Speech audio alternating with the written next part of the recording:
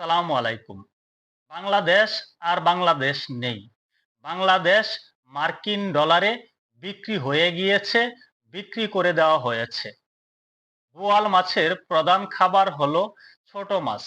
ছোট মাছকে বোয়াল মাছ গিলে খেয়ে ফেলে। তেমনই রাঘব বোয়াল আমাদের বাংলাদেশটাকে গিলে খেয়ে ফেলেছে। ডার্ক সাইডে ডলারের বিনিময়ে বাংলাদেশকে বিক্রি করে দিয়েছে ডলারকে কুড়া। বাংলাদেশ এখন আর বাংলাদেশ নাই। বাংলাদেশ ডলারের বিনিময়ে বিক্রি করে দেওয়া হয়েছে। এতদিন আমরা শুনেছি বাংলাদেশ দিল্লির গোলাম। আমরা দিল্লির গোলামি করি। দিল্লির সাথে আমাদের গোলামি চুক্তি রয়েছে। কিন্তু এখন দিল্লির চেয়েও বড় রাঘব বোয়াল আমাদেরকে গিলে খেয়ে ফেলেছে।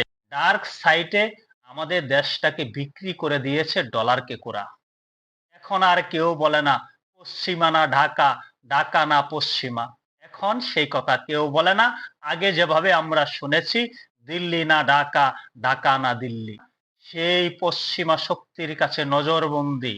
আমাদেরকে বিক্রি করে দেওয়া হয়েছে। এই ভূখণ্ডকে বিক্রি করে দিয়েছে তৎকালীন অন্তর্বর্তী সরকার।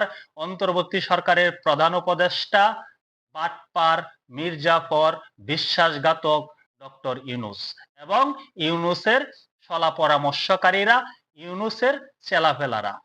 আর সেই বিক্রির কার্যক্রমে সম্মতি ছিল বর্তমান সরকার দল বিএনপি এবং জামাতি ইসলামের। জামাতি ইসলাম এবং বিএনপির মৌন সমর্থনে তৎকালীন ইউনূস সরকার দেশটাকে মার্কিন ডলারের বিনিময়ে বিক্রি করে দিয়েছিল। গোলামি চুক্তি করেছে সেই পশ্চিমাদের সাথে। বাণিজ্যিক চুক্তির কারণে আজকে আমাদের বাংলাদেশে অর্থনৈতিক মন্দা। এখন এই মুহূর্তে আমরা যে ধরনের জ্বালানি সংকট দেখছি, আমাদের বাংলাদেশের শিল্প কারখানাগুলো বন্ধ হয়ে যাচ্ছে, তার মূল কারণ হলো গোলামি চুক্তি, মার্কিন বাণিজ্যিক চুক্তি। মার্কিন বাণিজ্যিক চুক্তির কারণে আজ আমাদের বাংলাদেশ অন্ধকারে নিমজ্জিত হয়েছে। আজ আমাদের বাংলাদেশের শিল্প কারখানাগুলো একের পর এক বন্ধ হয়ে যাচ্ছে। এই বিষয়টি নজরে এনেছেন, আবারও প্রকাশ্যে এনেছেন বিখ্যাত একজন রাজনৈতিক বিশ্লেষক, আমাদের খুবই পরিচিত একজন উপস্থাপক আব্দুল নূর তুষার। আব্দুল নূর তুষার বলেছেন মার্কিন ডলারের বিনিময়ে বাংলাদেশ বিক্রি করে দেওয়া হয়েছে ডার্ক সাইডে। এখন বাংলাদেশ তলাবিহীন জুড়ি। বর্তমান সরকার সেই মার্কিন চুক্তির সাথে মৌন সমর্থন দিয়েছিল, যার কারণে এখন তাদেরকেও ব্যাক পেতে হচ্ছে এই দেশ চালাতে। এই দেশটা এখন পিছন থেকে চালাচ্ছে সেই পশ্চিমা শক্তি।